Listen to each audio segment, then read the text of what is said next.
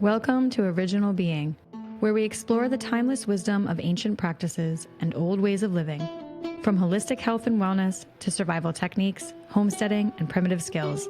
I'm Jillian Erice, a functional and holistic-minded physician associate and a homesteading mother of 3. I am on a quest to reconnect with the knowledge our ancestors lived by, practical skills, natural healing, and self-sufficiency in a modern world. Each episode, I'll be sharing insights, experiences, and conversations with experts and everyday people who embody this mindset. Together, we'll challenge modern conveniences, embrace hands-on learning, and rediscover the practices that have stood the test of time. Disclaimer, the information shared on this podcast is for educational and entertainment purposes only. My opinions and those of my guests are solely our own and are not affiliated with any institutions, employers, or certifications. This podcast does not provide medical advice, and any health-related decisions should be made in consultation with your personal healthcare provider. By listening, you acknowledge that you take full responsibility for your own choices and actions. Today on Original Being, I'm joined by Sarah White, a holistic health coach, homesteading and homeschooling mother of 2. She founded Holistic Roots Coaching to provide personalized wellness plans that go beyond generic programs, helping clients achieve balance and lasting health. With over a decade of experience, Sarah's background includes training at the Institute for Integrative Nutrition, a master's in social work from Simmons University, and certifications in yoga and meditation. Thanks for being here today, Sarah. Thanks for having me. So I'd love to start with your story, how you got into holistic health coaching and your whole overall lifestyle. How did you get to where you are today? Yeah, so I think it's interesting when I look back to when I was little, I can really see how all the pieces came together to where I am now, but I definitely didn't know then, where I was going to go. So when I was younger, I always actually thought I was going to go into the world of fashion. I went to college and I studied business and I had all of this extra, work stuff in the fashion industry. I was always working in retail. I participated in the buying program at the TJX company. And all of a sudden in my early 20s, it sort of hit me. And I was like, what am I actually doing? Do I really want to do this? How am I contributing to the world? I felt like I was sort of just climbing the corporate ladder and just feeding into this industry that felt really dark and dismal. And I didn't feel like myself. And so at that moment, I sort of had that light bulb where I was like, oh, I think I want to do something different. And so I completely 180'd and I decided I wanted to go into social work. And the reason I decided on that was because I felt like I always enjoyed being able to help people. And I felt like I had a natural gift to be able to teach and to support people. And so I wanted to lean into that a little bit more. And so it kind of came as a shock to those who knew me that I was going to pivot in this direction because I had been going so steadfastly for so long into, maybe owning my own store or being a buyer for a big fashion corporation. Yeah. And so through changing my education and deciding to get my master's degree in social work, it sort of began to unfold. Now, interestingly enough, at this time in my life, I had a manifestation of some really significant mental health challenges. And I didn't realize then, but now looking back, I can see that there was a lot of things going on from when I was very little. But again, I just wasn't aware of it. Hindsight's sort of 2020. But it really came to a head at this point in my life when I started experiencing chronic panic attacks. And I was experiencing upwards of 2 to 3 full-blown panic attacks a day. And not just the I'm feeling a little anxious, but the I feel like I'm dying. The first time it happened, I actually called 911 because I thought I was literally dying. And it's really scary and it was a really hard place to be. And in those moments, I was desperate for anything to just feel like I could have my life back. I had to put pause on my career. I had to put pause on my social life. As a young adult, I actually moved back in with my parents. It was really like the rug got pulled out from underneath me. And at the time, it really stunk. It was really hard. And now looking back, it was one of the best things that could have ever happened to me because I wouldn't be where I am now had I not gone through that. And, I think so many of us in this field of work, we come to it from our own journey. Yeah. And that helps us to have, empathy for the people that we're working with. So I tried the traditional modalities of healing. I went to a regular therapist. I went to a psychiatrist. I tried some medication. I tried, the typical evidence-based practices like CBT and DBT and all these things, and nothing really did the trick. And so it was actually my sister who said, maybe you should try yoga. And I said, okay, I'll cut my left arm off at this point. I'll do anything to not feel this way. Yeah. And so I found myself in a yoga class, and the first class, I didn't really like it, but there was something about it that made me want to go back. And so I did. And then the second, third, fourth time, I started to just continually feel better. And I wasn't sure why that was happening, but from that point forward, I stopped having panic attacks. And so my anxiety was still very present, but the severity of it was much less. And so I kind of continued on this path with investigating what is it about this yoga practice that's changing how I feel inside. And by immersing myself in the yoga community, I started to pay attention to how this group of people were living differently than the world that I was exposed to, which was this like high-paced, work, try to, keep getting a higher level position, do whatever it takes to get to the top type of reality, when I was, surrounding myself with these people that were taking a much slower pace to life, that were in tune with their body, that were paying attention to not only what it was that they were putting like into their mouth, but also like what they were ingesting through their eyes and through their ears. And really, again, didn't know them, but what I understand now is I was truly building a mind-body connection for myself. And so I started to change my life, not necessarily to mirror identically what everyone was doing, but I took the bits and pieces that felt authentic for me and was able to start to really connect to what was the most authentic version of myself, and no longer wear this hat of who I thought I was told I needed to be or who I thought society wanted me to be. And I really leaned into myself for the first time in my life. And so through that whole process, that just kept driving me to want to help people in this way, to go on and get my master's degree in social work, to go on and get trained to be a yoga teacher, to go on and do training in the world of meditation, and then to further study food and nutrition to really provide people a comprehensive approach to wellness. The other interesting part of my journey is while I went to school for social work, I ended up going into the traditional social work field for a period of time and worked primarily with addiction and co-occurring mental health. So dual diagnosis is what that's called. And worked in the dual diagnosis world for a little while. And I also found that sense of like emptiness and not really being able to totally be myself. I felt like I could help people this much, but then because of the constraints of like the world of insurance and the world of just all the things that bind us traditional social workers, I couldn't integrate this other approach that I knew from my own lived experience and from my training that would really, really work. And so I ended up leaving the traditional field, and I went out on my own and developed Holistic Roots Coaching, which is my holistic health coaching business, where I truly get to help people with a full mind, body, soul approach to their wellness. And I find it just to be so much more effective. And then in the middle of all of that, I started a family. It's no big deal. Yeah, just, pop a few kids out. So I went to graduate school, and it was actually my last year of graduate school that I found out I was pregnant. It was unexpected, and it was really a make or break type of deal. And it really brought everything together. It was definitely, divine and amazing, albeit a bumpy process. Boyfriend at the time, now husband, we weren't living together.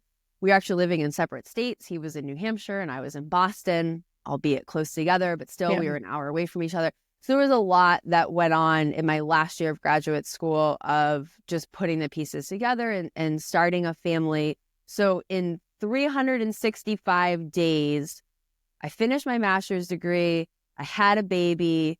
we moved once, and then again in that same year ended up moving again and buying a house. Did I say we got married? We like legally got married and I started a new job. Wow. So I don't recommend that. Yeah, that was a lot. A lot in a short time.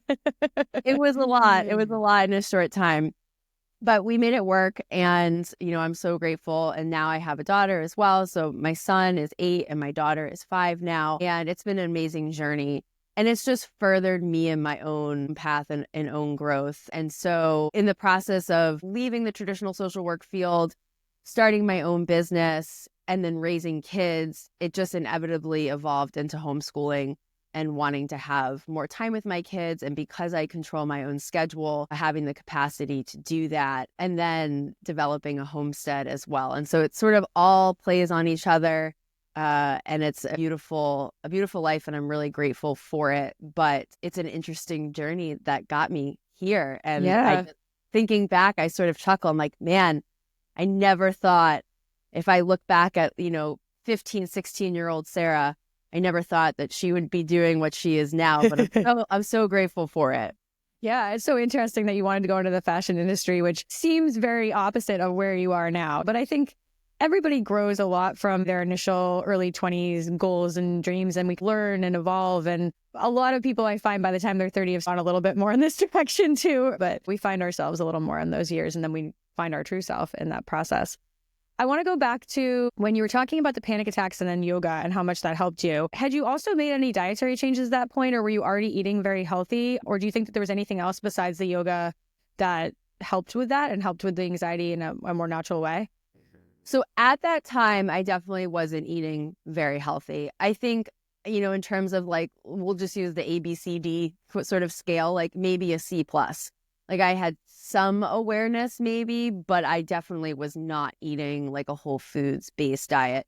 I was a vegetarian, which I thought was great at that point in my life. And that, maybe another conversation we can have of the journey of 20 years of not eating meat to becoming a carnivore now. But to answer your question, yeah, I definitely wasn't eating as well as I could have. And it was probably maybe 2 or 3 years into my recovery, we'll call it, from where things were at the worst, where I started to really change my diet even more. And the way that I went from where I was in terms of food, I actually became vegan for a period of time, which I think really helped reduce a lot of internal inflammation that I had. I ended up staying vegan and playing between vegan and vegetarianism for much, much longer, which I would not recommend. I think that it is a short-term solution for certain things, but in my background and knowledge, I don't think is an ideal long-term diet for most people. There might be unique situations where maybe I might recommend that. But so that I think did play a role.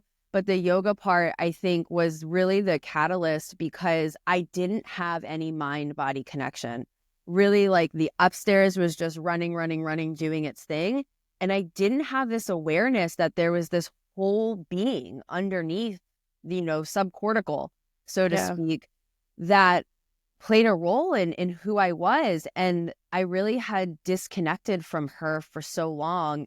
And I think that just comes from layers of just the way society is, the lack of education for our parents' generation in teaching kids at a young age how to connect to their body. I was bullied a lot in middle school, really, really, really significantly, especially in 6th grade. And I think that those wounds were just raw. And I didn't ever heal at that point when I was really sick from a lot of those big moments in my youth that were really painful. And I developed a lot of hatred for myself and for my body because of the messages I was receiving from these bullies. Man, middle school's a rough time. Yeah, it sure is, especially for girls, I think. And I was at an all-girls school. Oh, wow. Yeah. And it was brutal. I mean, I remember calling my mom from the payphone. Oh my gosh. Yes, the payphone. Crying, saying, please come pick me up. I'm just, I'm so miserable. So yeah, I just didn't have this connection. And I think that I had shifted my identity to really try to appease. I had that people pleaser mentality inside of me that learned behavior or adaptation, we can call it, really that I developed for survival. I learned from being bullied that if I change who I am, then I'm not going to get hurt. And so that then gets ingrained in my mind and way of being that if I can just take care of everyone else around me and make sure that they're happy with who I am, then I'll be safe, which in actuality is very not healthy and isn't going to take me very far. And so it was a lot of undoing that narrative and really loving on that little version of myself to be able to move forward. And the practice of yoga laid the foundation for me to be able to do that. And I didn't really, again, understand that that's exactly what was happening in that time. But every time I got to my mat, right, my phone was off and I was left with just myself. And then, of course, listening to the teacher, but there wasn't a lot of background noise. There wasn't a lot of distraction. And I was really faced with just me. And then through the connection of learning how to breathe in a really conscious and meticulous way, just solidified and deepened that internal awareness and connection for myself, where I was left with oh my gosh, here I am. This is who I am. This is who I want to be. And then all this carried over into wanting to change my career path and leaning more into trying to share this gift. I jokingly have said to many people, with yoga, I feel like I unlocked this secret treasure when it happened. I was oh my God, the whole world has to know about this secret, because it was that big of a change for me and had such a significant impact. And then to speak to your food piece, like I said, it was a couple of years before I really started making more conscious change. And then that just furthered my recovery. Because again, the yoga took me from chronic panic attacks multiple times a day to just a baseline of anxiety throughout the day, not these huge manifestations of big, big, big, intense feeling. And then as years went by, the anxiety became smaller and smaller and smaller to the point where it's just not in the forefront of my everyday life anymore. It's still part of me, but it doesn't drive the bus. Well, I love that the yoga was such a gateway for this for you.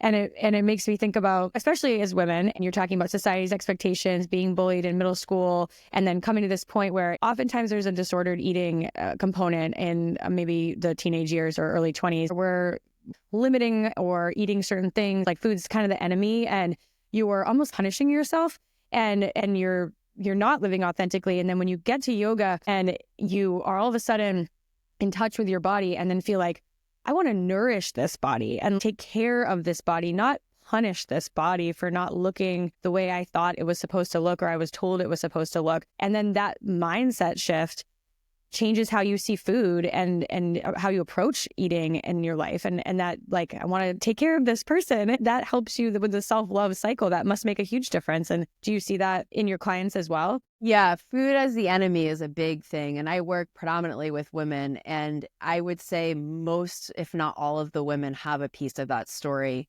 that they carry. And it's really sad, because the most interesting thing that I found is, so I definitely went through periods of restricted eating. I was a ballet dancer in high school and all of those pieces. But when I was restricting my food and counting calories religiously and figuring out and calculating how many calories I was burning through the exercise that I was doing, I was X weight, okay?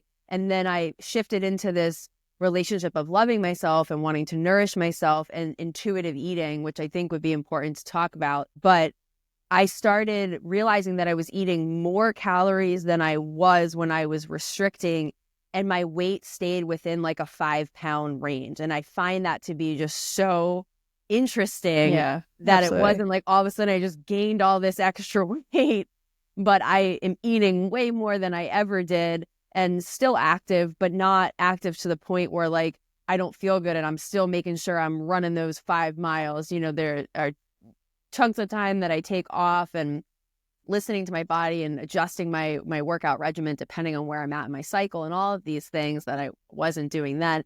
And yet still, it's not all of a sudden all this secret weight came piling back on. And so a lot of times I'll say to my clients, and sometimes they're surprised, I'm I eat at least 2,000 calories a day. And they're like, what? Yeah. I'm yeah. You're like, But but my fitness pal told me I was supposed to eat 1,200. What? right. Yeah, that's a surefire way to just send your hormones amok. Yeah. And that's like a minimum. Sometimes it's more than that, depending on what's going on. And again, where I'm at in my cycle, and just having the awareness and the connection to myself to be able to nourish myself is such a gift, because when we send the message to our body, like, I hate you, that gets internalized, and that actually changes the way that our cells operate.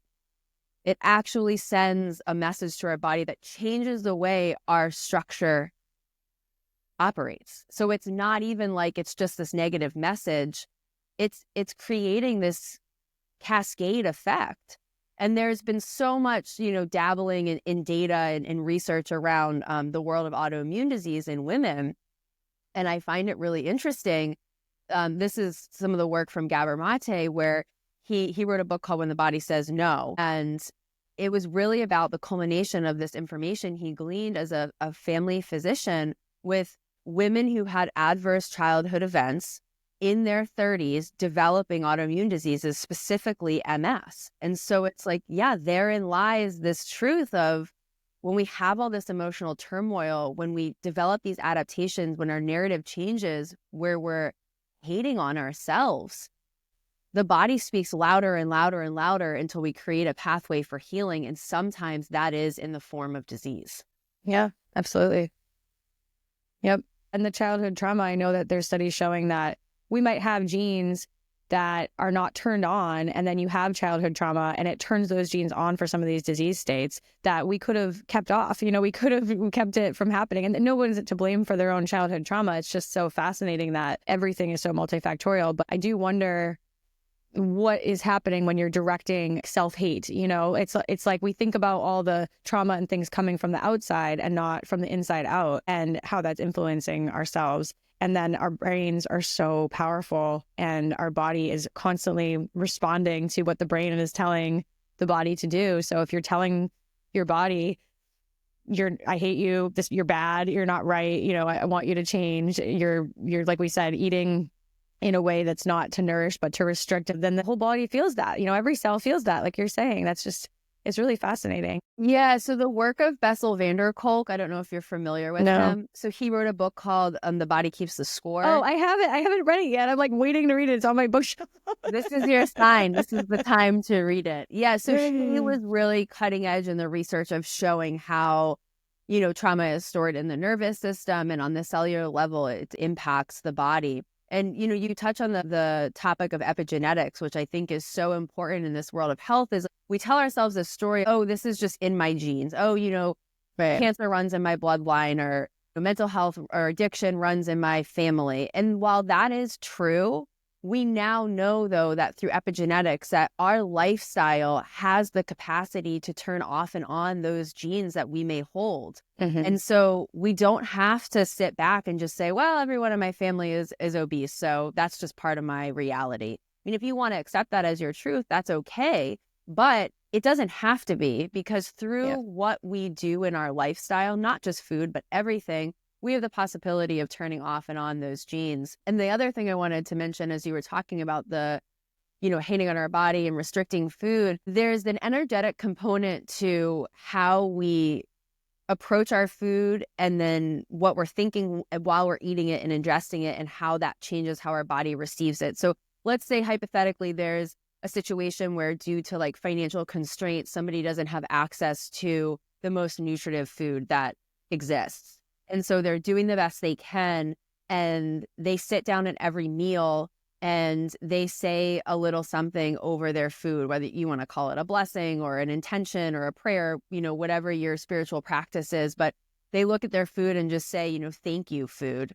Please nourish my body in every way possible.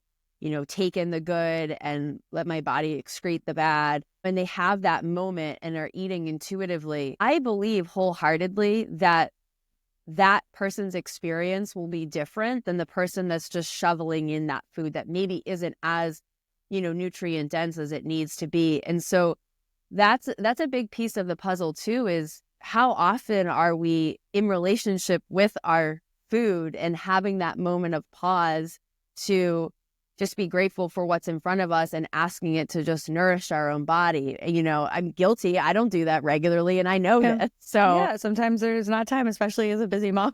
Not always time to bless the food. Sometimes you're just starving. yeah, but it's a great point. And there's also things that show that just being mindful, you know, taking that pause. So even if someone isn't blessing the food, you're taking that moment to pause and be like, I'm about to eat. Because sometimes we're not even doing that. Like you said, we're doing something else while we're eating. We're eating because we think it's lunchtime and we have to eat, and whether we're hungry or not, and we're doing a bunch of other things. So yeah, to take the moment to be like, this meat came from this animal and this vegetable came from this place, and this is what I'm about to eat. And thank you for both of you giving your lives for me to be nourished and to have this, and to take that like moment to do that. Probably your whole body processes that too. And I know the brain does, because we know in medicine and in studies that helps the body understand it's going to eat, and you're going to be more mindful about what you eat. And you might not even need to eat that whole plate, because now you actually process that you were eating, and you can pause and feel when you're full and not overeat too. All of that is part of that connection. And we've gotten into such a fast food, not even just fast food as we think of fast food, but fast food where we're buying prepackaged stuff at the grocery store without even thinking about where it came from or what animal had to make that meat, because it just looks like meat. We're not looking at the face of that animal anymore. And that's part of what I like about homesteading too. Bring it all back around is just that, yeah, you put so much work in for these animals. So you love the animal and you care for the animal and you see them as a being. And then when you eat that meat, you're not going to waste it. You're not going to just be like, oh, well, kids didn't finish this, let's throw it in the trash. Like, you're like, no, that was so-and-so that we raised and loved, and this was a being that we cared for, and we're not going to waste this food at all, or any part of this animal. Or likewise your garden, you know, the time and the effort. So it's part of that whole slowing down and being aware of everything that goes back into it. We live in such a fast-paced world right now where everything is going so quick. And, you know, humans are evolving in a way, but technology is evolving exponentially more. And so we're asking our bodies and nervous systems to keep up in a reality that we literally are not even designed to do. So just at baseline, like, leave the curveballs that life throws at all of us. Just being a human in today, it's too much.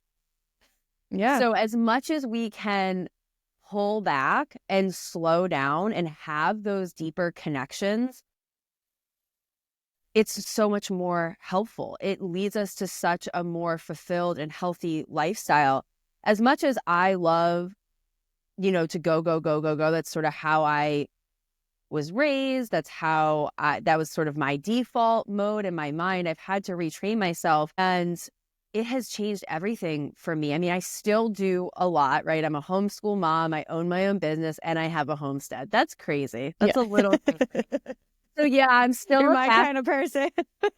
I'm a bit of the Energizer bunny. I thrive on that. But yet those things, maybe not owning my own business, but the homeschooling and homesteading require me to be home.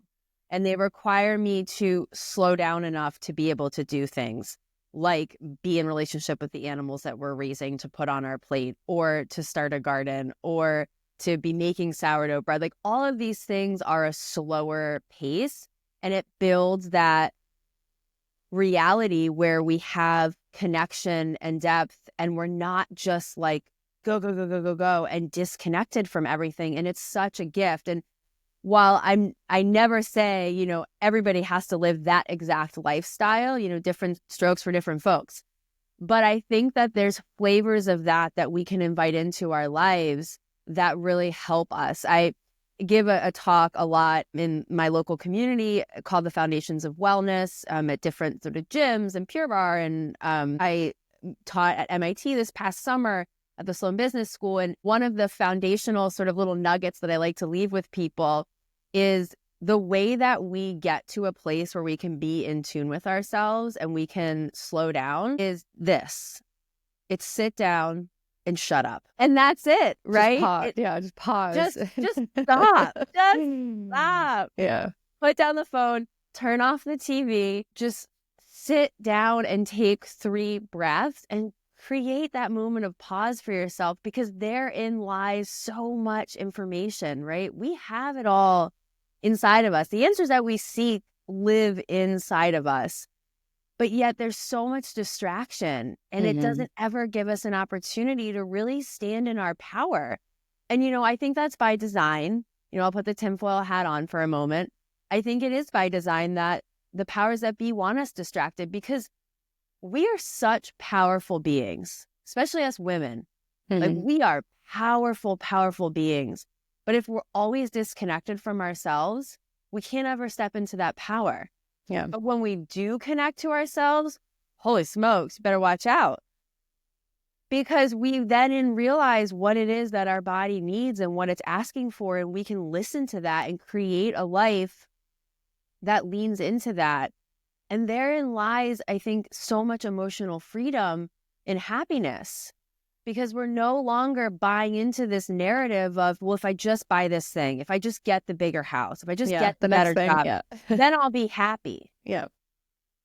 It's like, if I can how about just live and enjoy just living, being in the moment, being in connection with reality rather than this constant disconnection. It creates a lot more balance. We all know social media has its issues, but our phones have kept us more distracted and more sucked into a dopamine high of viewing and flipping, and it's just so quick and it's instant gratification. And that's where we're losing a lot of our joy in life too. Because like you said, I mean, imagine if you do get that fast meal that you didn't even acknowledge you ate versus something that you took the time to make and like put love and effort and energy into. Like, how much more are you going to enjoy that than this other quick thing? And that goes for so much more than just food. And like you're saying, I mean, I'm very similar to you, and I talk very fast, as we can tell. I'm a very fast-paced person. I think very fast. I got a million thoughts in my mind at all times. And when I do have those moments, and they're not all the time, but when I do, and I finally am slowing down, or like you said, I'm really present with the kids, or I'm like, you know what? My body is asking me to like take a break today. I go to the gym most days and do really heavy lifting. And then again, certain times of my cycle, I'm like not feeling it. And I'm like, instead of pushing myself, which is what I would normally do, be like, well, you should do this. If you don't want to, you got to do it even more. That's like what I'm always telling myself. No, let's pause and feel my body and say, I need to take it a little easy today. I'm going to let myself relax a little bit, let myself pause, maybe let that laundry go undone, which is really hard to do, just those things. But then pausing, being present, finally feel that like moment of peace. And some people don't ever get that. Some people either A, never let themselves get it, or B, maybe just their job and their life doesn't ever allow for it. They're not homesteading, they're in a city, or they're in a really busy environment where they're super out of touch with nature. And actually, on that topic, I'm curious, do you have clients that maybe don't live as local to you and are in a situation like that? What kind of advice do you have for them? Yeah. So I worked with somebody from LA, and he, lived the typical LA lifestyle. He's a musician. And, I think there's always ways that we can do things. And sometimes when we think about the things we should do in terms of health, of like get into nature, eat better food, right? Slow down, we think of the like ideal scenario. Like, I'm going to get massages once a week, and I'm going to cook every meal from scratch, and I'm going to just bask in the forest 3 hours every day. And while that would be amazing, it's just not real life. And so really just retraining our mind to emphasize the small things we can do and remember that they're so impactful. So like in the world of meditation, right? It's really 2 to 3 minutes 3 to 4 times a week is all you need to actually change the neural circuitry in your brain. That's amazing. That's it. That's like, who doesn't have 2 to 3 minutes a day? Yeah. None of us. You're lying. You're saying you don't. I'm sorry, but so I had shared with him about when you're on a vacation somewhere and you happen to be in more forested areas, spend more time there.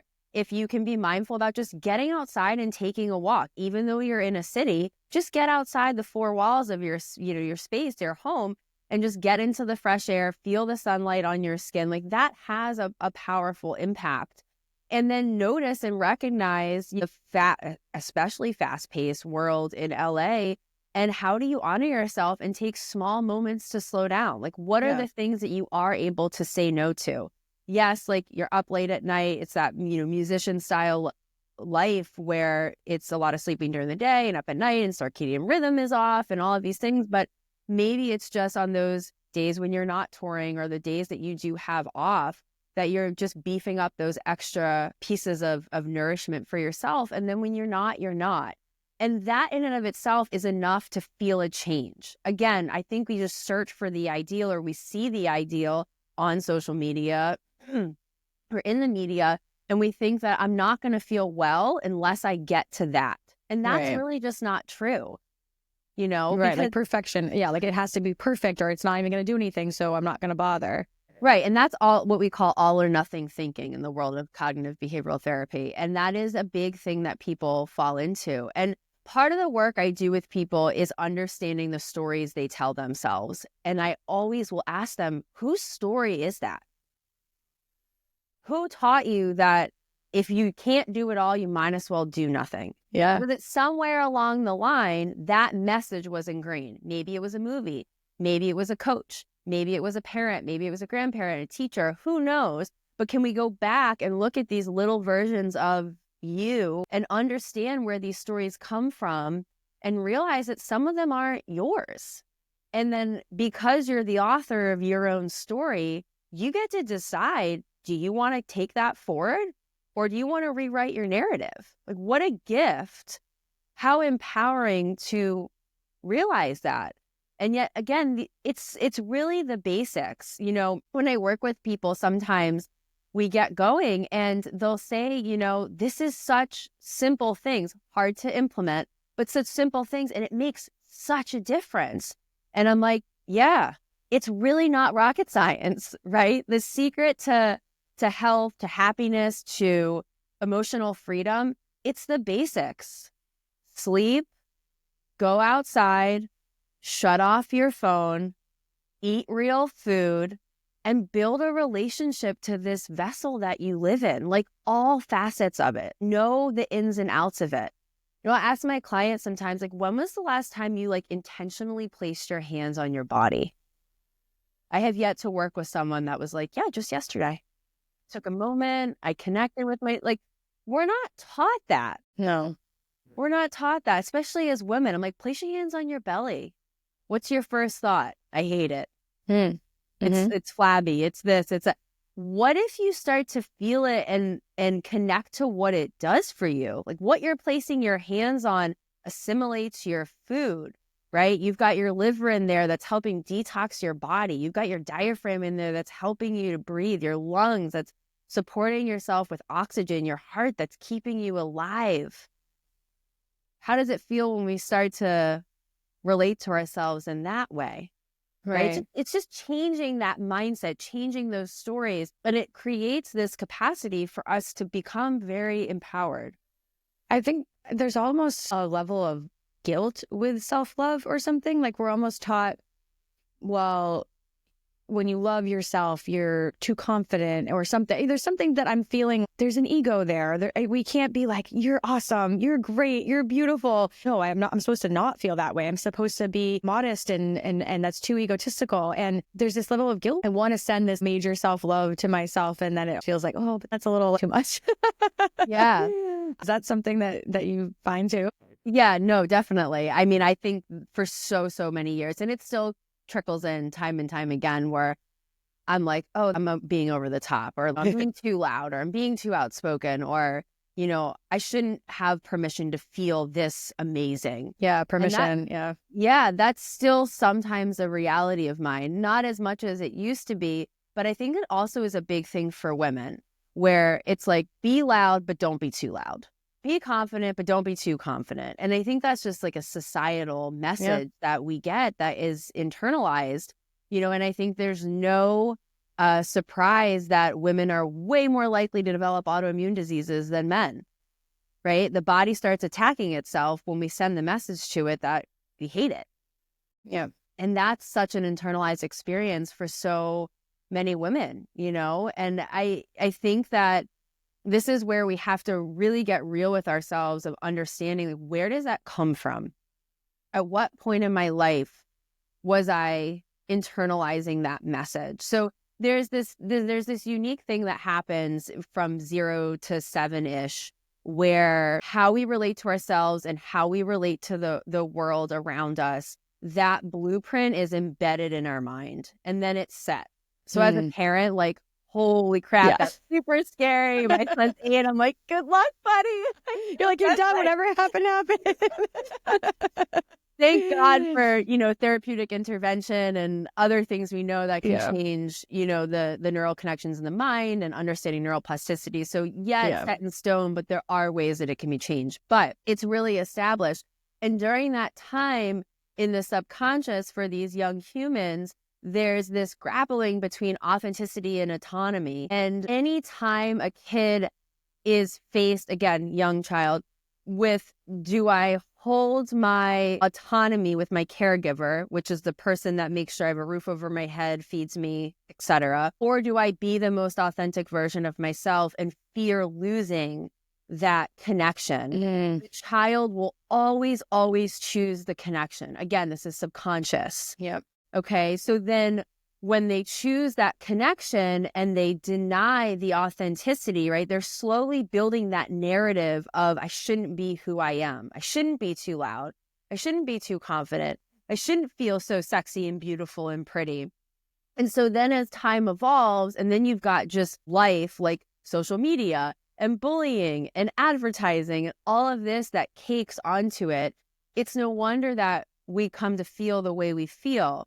Now, the good news, right, that's a little doom and gloom, but the good news in all of this is there's this beautiful modality of getting to know these parts of ourselves and changing how we relate to them. So what I just described, authenticity and autonomy, that's the work of Gabor Mate.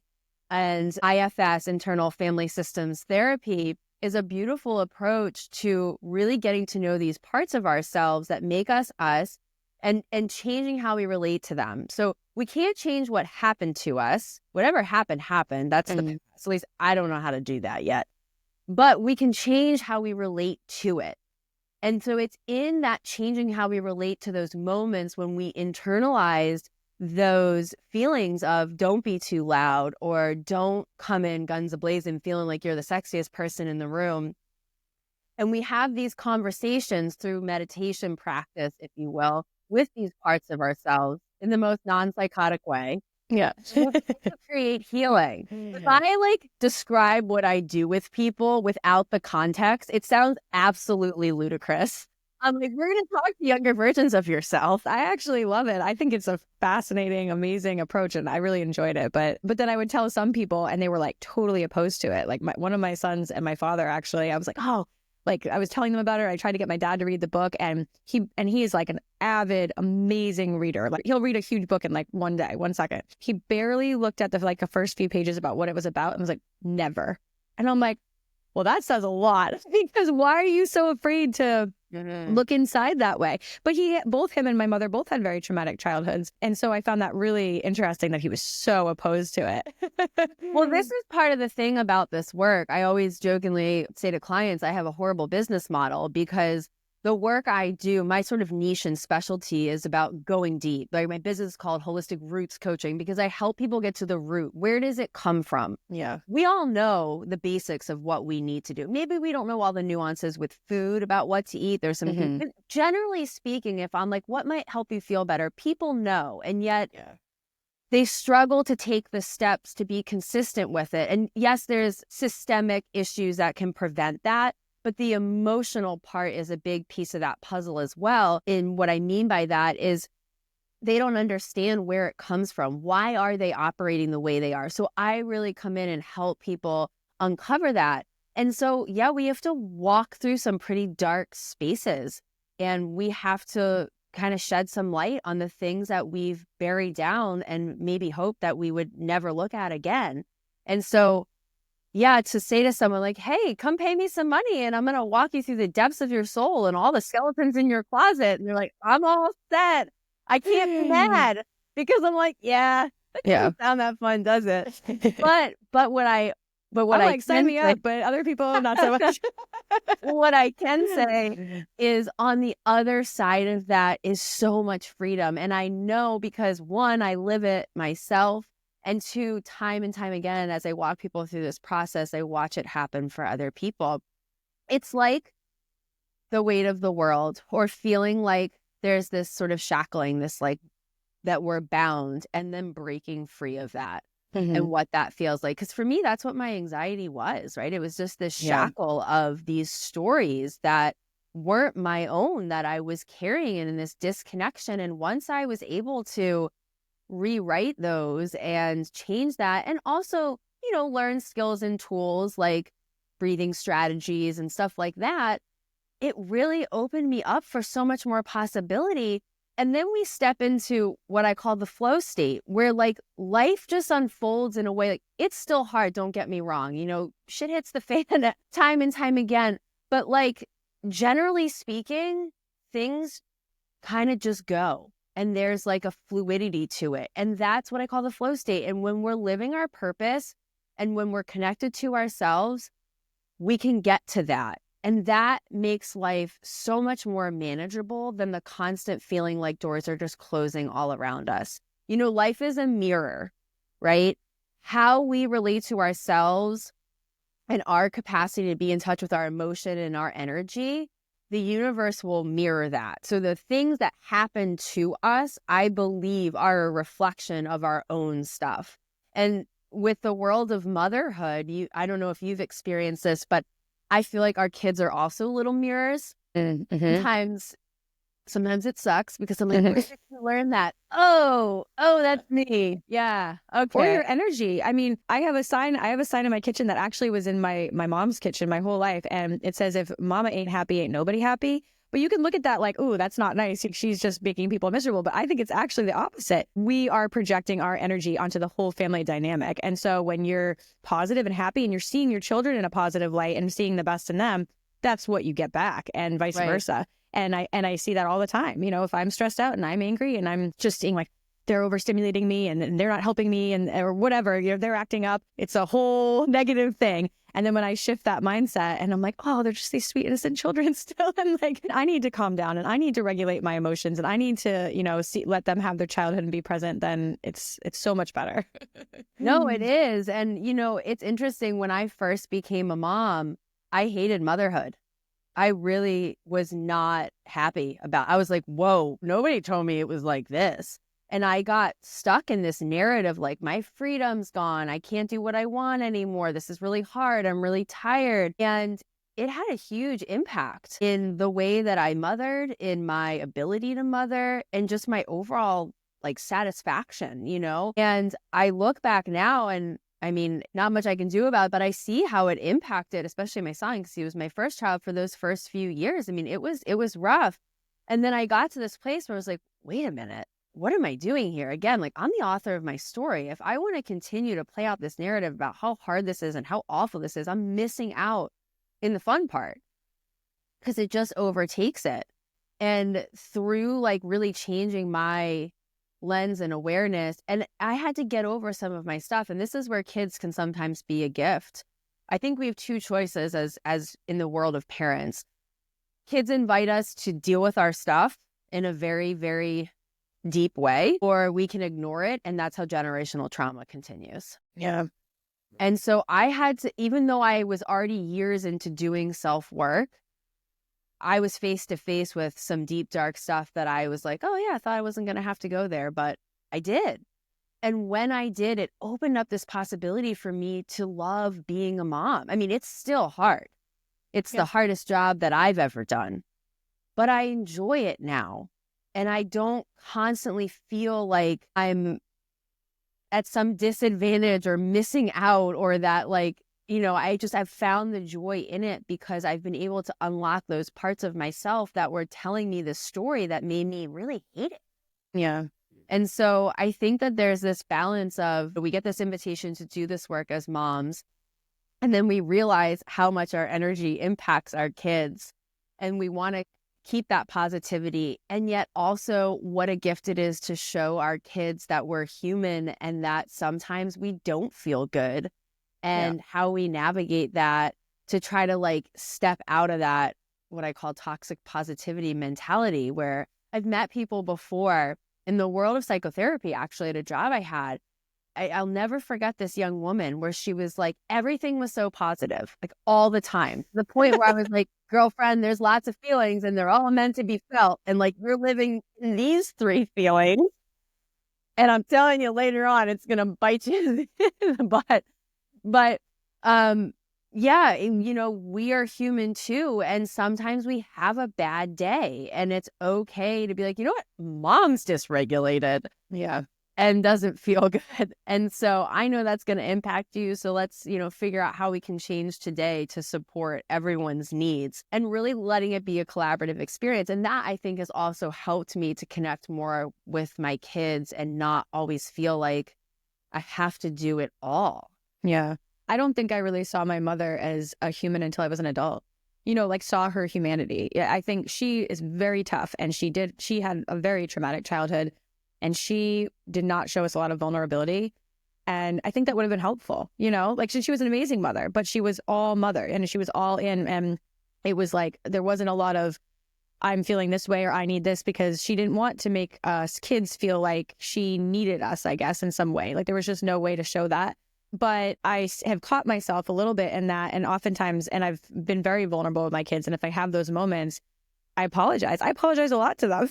You know, Right. I'm like, I'm really sorry I did not respond the way I should have there. Like, I have to. And I hope that it does something, because I make mistakes. And I tell them too, I am a human too, and I'm doing the best I can. And sometimes I make mistakes, and I'm sorry for that, because I'm trying to be the best mom I can for you guys. Right. And what a beautiful thing. And it's called the repair. Yeah. And a lot of times as parents, we think that if we make a mistake that we've ruined our kids. But as long as the repair is made, you're golden. You know, we are human. I jokingly say to my kids a lot, I'm not a robot.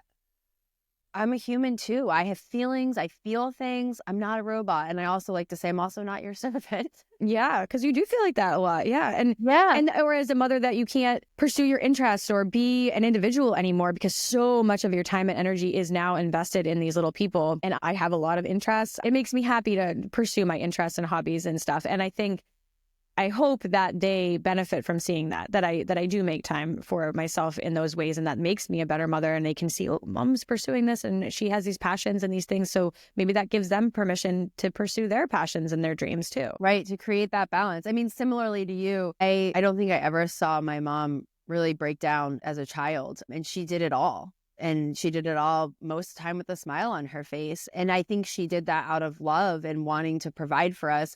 She had a tough childhood herself and didn't want me and my siblings to be raised that way. But unfortunately, the message that is internalized for a young woman is like, do it all and do it with grace and don't ever stop. Yeah. Or don't ever cry. Don't ever show vulnerability. Don't break down. Right. It's not exactly. allowed. And so, you know, it's interesting because so our parents' generation, I think most of them had difficulty in their youth. And so out of the kindness of their heart, they're like, well, I don't want my kids to go through this. And so then it's like, and this is how the cycles just continue. And also from what I hear from clients and what I know from my friends and friends' parents that I know, a lot of our parents weren't so like emotionally connected, like to the point where they were like, I'm feeling all my feelings and I'm expressing them. I'm letting them move through my body. Like that wasn't a thing in their youth. And so then what happens is as parents, they're not then teaching kids that because they don't have that capacity. And then we get a generation like us where we have all these feelings and we don't know what the heck to do with them. And there's all these things we can grab at that give us this quick dopamine. And so no wonder we experience what we experience. And that's not to like, well, I'm not blaming all of the parents, right? People do the best they can with the information and resources they have in the moment. But it just creates this understanding of like, how do we end up the way that we are? And I think that that's one, it's like a recipe. It's almost like the perfect storm, like a recipe for disaster, right? We have all these feelings. We don't know how to feel them. And then yet we have all these things at our disposal to numb and distract. Well, yeah, of course I want to do that. You had mentioned dopamine, and I wanted to say kind of an interesting fact that I had learned about dopamine a while ago. And as we're talking about screens and drugs and things that we can reach out to that give us that, what feels like a quick fix. So as high as our dopamine rises, it has to equally go as low below the baseline and then return to baseline. So it's this yo-yo effect of like we spike our dopamine to points where, depending on what we're using for that spike, that are so high that real life can never get us there. Mm-hmm. And then we're going equally as low. And then we've got to come back to baseline. No wonder people feel like garbage. That's a lot to deal with. And nothing can compare, like or for a kid with a video game or the TV, bright, flashing lights, noises, constant stimulation. And then we're like, well, go play outside. And then they're like, well, this is boring. And if they didn't have that, it wouldn't be boring. It would be fascinating. They'd finally be out there noticing all these little things. But the stimulation is so great that now these small joys are no longer noticed. Right. And then we miss out on life in that way. Then we're chasing something that we want to feel that doesn't exist. And so therein lies this cycle. In the world of addiction, when I worked as a social worker, it's really not about why are people getting addicted. It's really why are people hurting so bad that they're reaching out for something. And something I used to always ask people is, what did this substance do for you? Tell me why you loved it. How did it make you feel? That's like the first question, because it's like, oh, well, it felt like, a lot of people who use heroin would describe it as, it felt like a warm hug. Well, tell me why that hug felt so good. Because no one's ever hugged me in my whole life, right? Those are the stories that I would hear. And it's like, okay, well, that makes a lot of sense.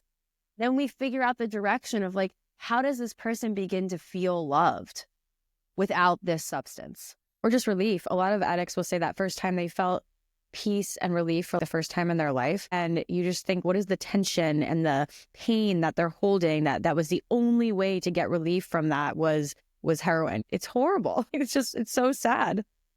There's so much at our disposal to try to escape. And coming back to the screens for kids, I was listening to a podcast and the person being interviewed said, imagine you have a child who's 1 year old.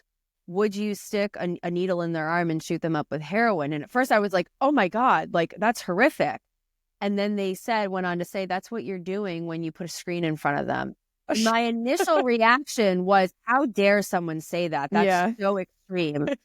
Then I took a step back and realized my ego was getting stung. And I was like, you know what?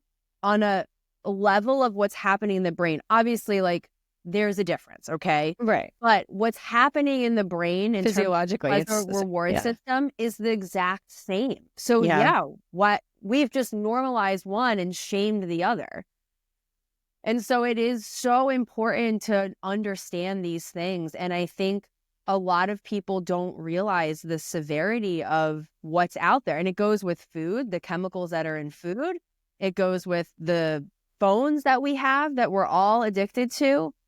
I had this goal of not sleeping with my phone next to my bed for like 2 years. I'm like, I gotta like put it in the kitchen or somewhere else because of, one, just distractibility of having it next to my bed, and two, the world of like EMFs and all of that, which is a whole nother conversation. But it took me 2 years to finally do it. Why? Because I'm addicted to it just like everyone else. I like to think that my addiction's a little bit in control. I only average about 2 to 3 hours of screen time a day. But no, the reality is like I'm equally a victim to it just like everyone else. And so like if it wasn't that big of a deal, I know that it's not good for me to sleep with it next to me. Why am I not doing it? Right. Also, just people being able to get a hold of you now, though. Like, I don't know about you. I know some people are trying to bring back house phones, but we don't have a house phone. So in my mind, I'm always like, well, what if something happens to my parents or, something really important and they need to get a hold of me? And now I don't want the phone near me, but if I don't have access to it, what am I going to do? And we've been so connected because now people can get a hold of us all the time, which that didn't used to be the case at all, which I think back already, we grew up in a generation where there wasn't cell phones. And I already can't really remember what it would be like to just not be able to get a hold of someone and someone's late and you don't know where they are. And you don't know when they're going to get there. And I'm like, that's crazy. That's terrifying. And with kids, as the kids get older, my oldest starts driving next year. I'm like, oh, like, what would I do if he didn't have a phone? I'd be so worried all the time. So there is a pro and a con. Obviously, that's great that we have emergency way to contact people, but we're so used to it now that we're now terrified to be separated from our phones because it's our connection to all the rest of the world. Well, we're used to this world where everything's instantaneous. Yes. I can know where someone is right away. I can have my groceries delivered to my doorstep. I can order something on Amazon Prime and it's there in a day. I always say to my kids, you realize how lucky you are, right? You want this thing and it's on your doorstep tomorrow. Or you watch Netflix and there's no commercials, right? Everything is so... Or you can binge watch, so you don't have to wait till next week to see the show. Right. Exactly. You can watch 3 seasons in one day, right? Yeah.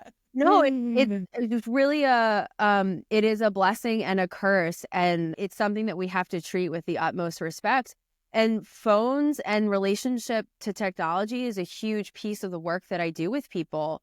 I always talk to them about like, what is your screen time? So let's start there. And then I have people track, especially with social media.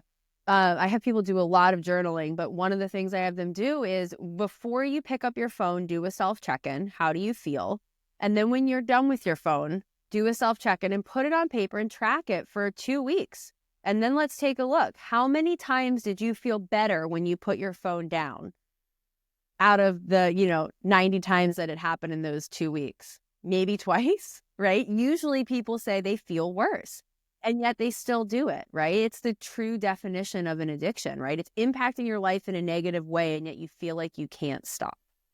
And so it's a piece that we really have to consider. And this is why having a relationship to yourself is so key, because your body is feeding you information all the time. But when we're so distracted, we don't receive it. So if we are paying attention, we start to notice, oh yeah, I'm not feeling good after I get off social media. Yeah. Oh yeah, I'm not feeling good when I'm getting bombarded with text all day and feeling like I have to respond immediately.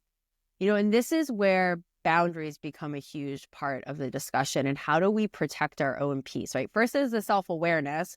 We got to know what's going on in our body and how we're feeling, the messages our body is saying to us. And then we have to figure out, how do we create boundaries that help us to slow down enough and to protect our own peace so that we're not feeling like everything is just overpouring.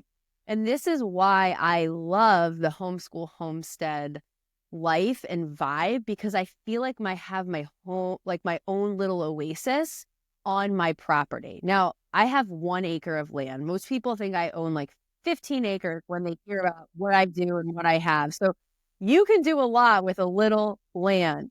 But what I love about it is it creates this dynamic where I have independence, I have autonomy, I have my own little world where I don't feel like I'm constantly being infiltrated by all the systems at play. Yeah. Because let's face it, a lot of the systems that exist in this country are not working well, and they're not helping people, right? We're the sickest nation in the world. Yeah. Okay. Or one of them.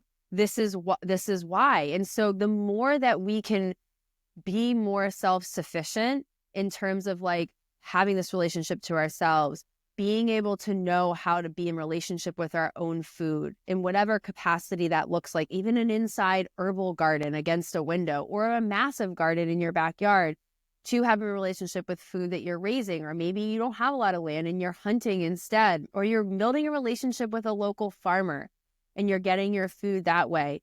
You're taking on your own making of medicine and homeschooling children, right? We're taking back the power. That's how I look at it in the lifestyle that I live. Is I feel like, if everything implodes, I think I'm going to be okay. Power makes me feel strong and able to move forward when life gets hard. Yeah. Well, I love that you said that, that you have 1 acre and that you're doing that, because we know homeschooling isn't going to be possible for everyone, financially or whatever their job situation is, or even homesteading. There's access to land is getting harder and harder. A lot of people can't even buy homes anymore. So there is a component to like, yes, we have a level of privilege even in what we are able to get, and that's amazing.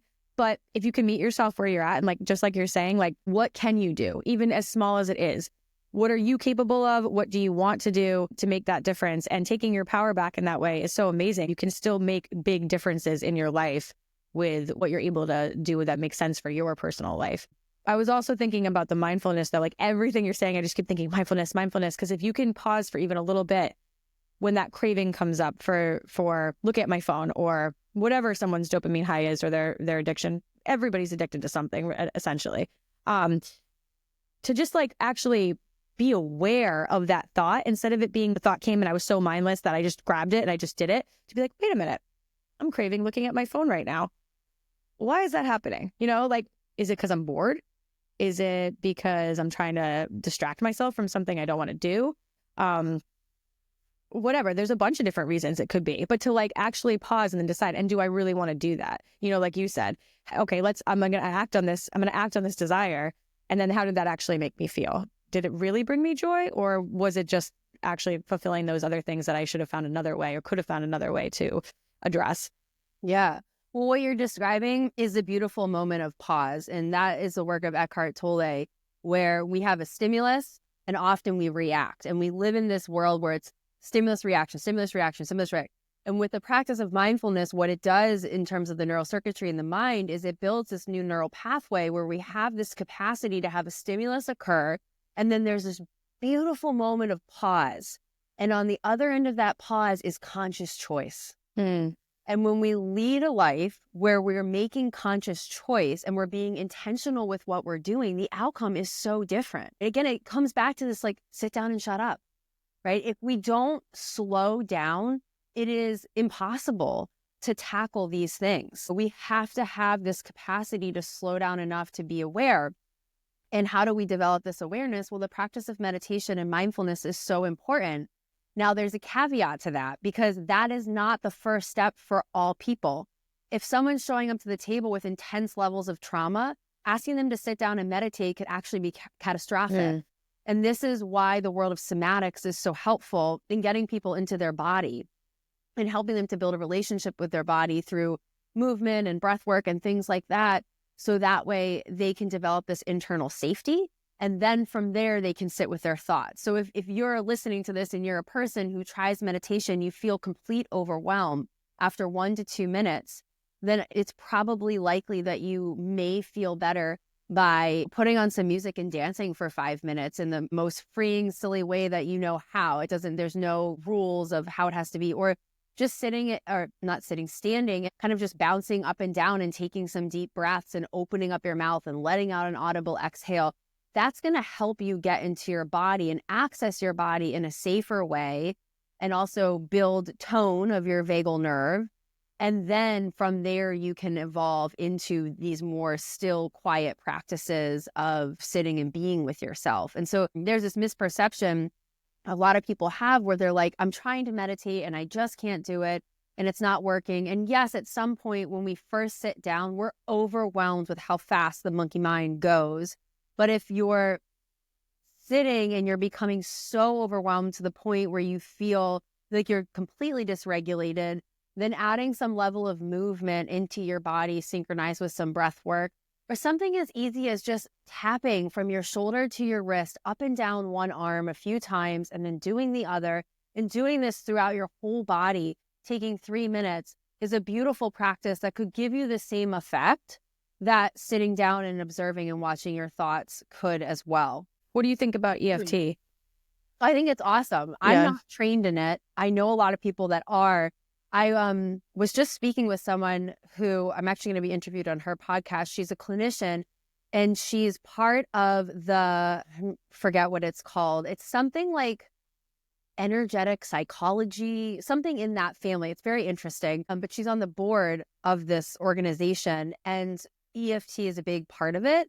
And she was saying that the data is showing that EFT is like exponentially more impactful than any other clinical intervention that exists in terms of like CBT, DBT, and all these other things that people offer. So I think it's awesome. I think there's many ways to get to the top of the mountain. And it all starts with people building some relationship to themselves and being able to listen to what feels good and what doesn't, and being able to give that feedback, because we all can reach this place of internal peace. And I think EFT might really help somebody. Yoga might really help somebody. You know, there's a lot of different things that exist, but I'm a big fan. And if people have access to that, I think it's worth trying. People love EMDR. That's another great modality that people have had really good success with.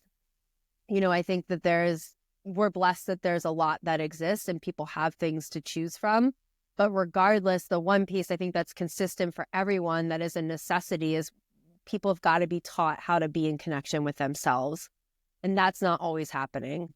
Yeah. I'm curious because I'm obviously coming from an allopathic background, and this is just not even remotely brought into medicine. And mostly because there isn't time, which is very unfortunate, but that's just how it works with insurance and with the system and the way patients are scheduled. Or like for me, I'm trying so hard to bring whatever I can as far as nutrition and some mindfulness stuff in, but I have such a limited amount of time, and I sort of just leading a horse to water. And if they want to drink, great. And if they don't, they don't. Or I'm telling them, go find somebody else, who can help you and do these things with you as well. But how amazing would it be if we were always collaborating, as the allopathic practitioner was collaborating with a holistic health coach, and there was that communication to bring mental health is so important for physical health, and to just make that connection and work together. It would be so wonderful. It's so lacking. Well, there's functional doctors' offices that have health coaches on staff. Yeah. Big ones. Like there's some in New York City, there's some in Chicago. So it's becoming a thing where practices are hiring people like myself to be on staff, so that 15-minute session the doctor has with the patient can then be carried on with multiple sessions with the health coach after the fact to help really integrate what the doctor is suggesting. And I think that is a beautiful approach. I mean, there's a time and place for it all, right? Yeah. Allopathic medicine saved my life. I had Lyme carditis, Lyme's disease that affects the heart, and I was inpatient at MGH in Boston for 5 days getting antibiotics intravenously. I walked in with a heart rate at 26. So thank God that knowledge and medicine exists in that way. Yeah, absolutely. And also, it's way overused in many ways that's hurting other people.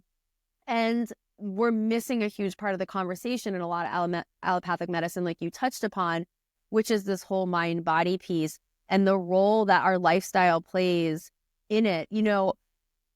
In one of the talks that I was giving at MIT, I was talking to the students about, when have you gone to a doctor and the first thing they asked you is, like, how are you doing? What is life like at home for you? Do you like your job? Do you like your relationship? Do you feel happy in any given moment of any day? Like, how often do you feel like you're enjoying what you're doing? What if there was 5 to 10 minutes of that before, like, let me just stick some things in your eyes, ears, nose, and throat and tell you everything looks fine and your labs are great and sorry you feel like crap, I don't know what to do. Right. Or there's just one symptom, so let's just give you this medication to address this one symptom, and that's it. Right. How about, like, what do you eat? Do you move your body? Yeah. Right? You have these symptoms that there's no way, there's too much science that exists now. You could never convince me that those things don't have an impact. They do. And even in the world of Western medicine, people understand that to be true. So why are we not talking about this? Right? I see so many people's symptoms improve just through changing what they're eating. I see the attitude in medicine is often, if I talk to colleagues or I'm at conferences, there's just an assumption that the patients are just not going to do it. I think that's so wrong, because we can't assume what anyone's going to do or what their response is going to be. So that's why I always say, like I just said, I lead a horse to water, because I approach it and I open the topic and then I kind of just watch and see the patient's response to it. And there are people that no one ever gets really defensive or mad. Sometimes they're just like, yeah, I know my diet's really not great. Like you said, people know when they're not eating healthy. People know when things could be better, or they're living a high stress life, or they haven't really been mindful. Whether they're ready to make a change is another story, but sometimes they are. And if you never gave them that option, or they come to you as a medical provider, almost in like a position of power, like asking for help, they're the vulnerable one.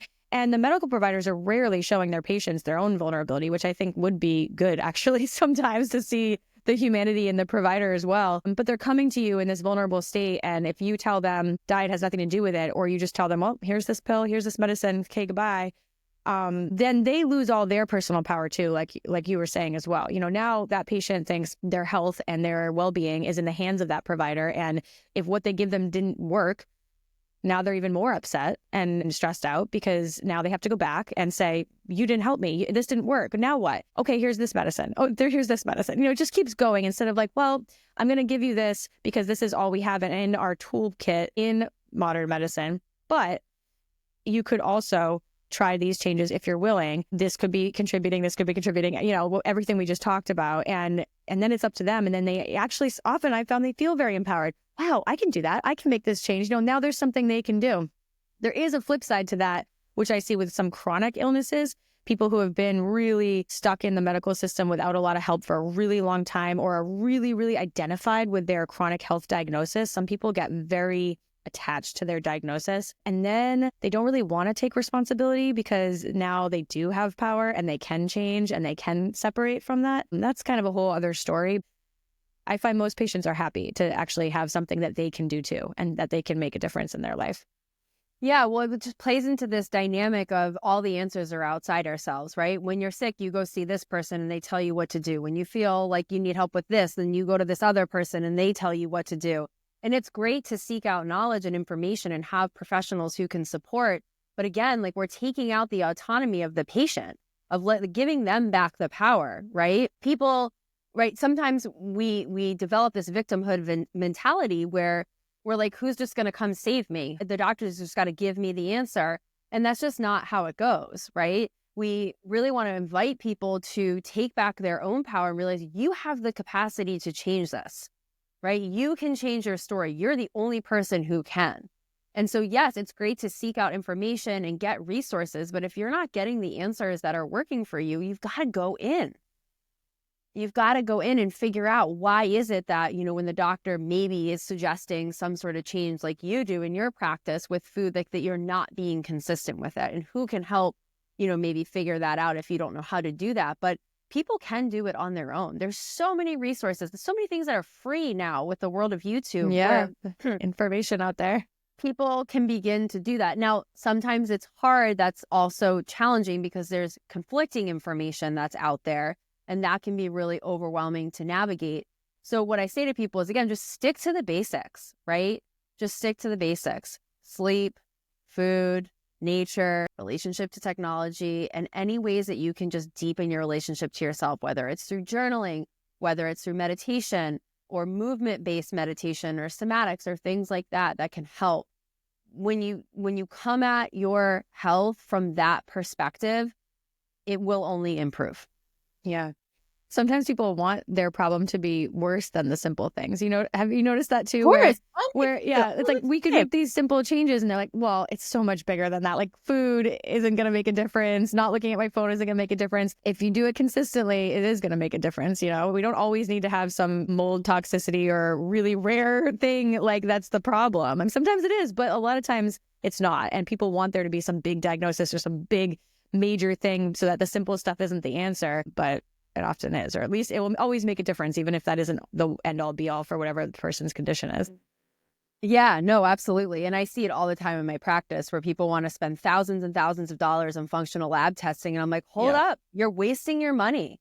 You don't even have the basics in place. Let's see if that helps before you go drop $3,000 on, a GI map and a food sensitivity test and a Dutch test. And those things are great. I mean, I've done those things on myself. Yep. They give you so much information, but they're so expensive. And so why waste your time and money? Like, if you're not sleeping, if your stress is through the roof, if you're definitely eating in a way where your blood sugar is not regulated and your metabolic health isn't on point, well, wouldn't it make sense to start there before you just go invest? But again, some people, I'll say, great, go get the test, because then they see the numbers and they're like, okay, now I'll make the change because I know for sure. And I'm like, your body already told you because you feel like garbage all the time. You know what I mean?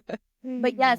And I think that whole kind of victimhood mentality really stems from, again, these beliefs, these adaptations that we develop as young humans of, somebody needs to come save me, or that people don't love themselves enough sometimes to want to make the changes. I see that too, where people have so much self-hatred and so much disconnection from themselves that they don't value themselves enough to take the extra time, effort, and energy to make these changes. Because let's be real, to live a lifestyle that is truly healthy and wholesome, it's a full-time job. Yeah. It takes a lot of time, effort, and energy. I would argue over and over again that it's worth it, but to make that a priority, you got to love yourself. If you don't love yourself or value yourself, how do you motivate yourself to make those choices? Yeah, that's so true. Right. Yeah. In a world that's designed to not have us be successful with that, right? Sometimes when I spiral out into my moments of feeling overwhelmed, I'll say like, I feel like I'm swimming upstream because everything I'm doing is against the narrative in the culture that I live in. Mm-hmm. And so it's like an extra effort to do everything. And so I can get into this victimhood mentality where I'm like, woe is me. And I can tell this story to myself about how hard it is. Or I can reverse it and say, well, what a privilege to be able to do this. What a gift to have this knowledge and awareness and ability financially to be able to live this way and to have a partner that's supportive and to have these pieces in place that make it possible for me to do this. Yeah, it's hard, but I get to feel good and have a lot of health and happiness because of it. That automatically changes the way I think. Just by shifting the thought, I change the emotion. And when my emotions are changed, then the outcome and the behavior, however I act, is going to change. So it's like the cognitive triangle, right? If you want to change your behavior, you've got to start with your thoughts. So mindset shift sounds basic, not so sexy, not so glamorous, but it works, right? So it really is. Yeah, Yep. It's not the sexy, glamorous things that make us better. It truly is the basics. And I'll say it over and over again. It just starts with this connection to self. And from there, it just flows. And that really is what has saved my life in so many ways. And it's what I witness as I hold space for other people and them really embarking on their own health journey and beginning to feel a whole heck of a lot better than they did when they, began the process. It starts with us and that relationship to ourselves.